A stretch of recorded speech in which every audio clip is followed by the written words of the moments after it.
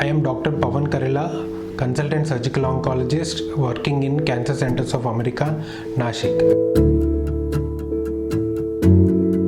Mammography is a radiological investigation done in an oncology center as a part of screening for high risk individuals or to detect any breast cancers or precancerous lesions in any patient with breast complaints.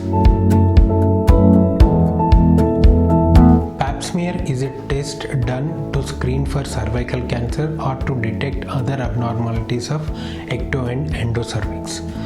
We collect cells from ecto or endocervix with the help of a brush. We spread it on a slide, we fix it with a particular stain, and we will examine it under a microscope. And we will see for any precancerous or cancerous conditions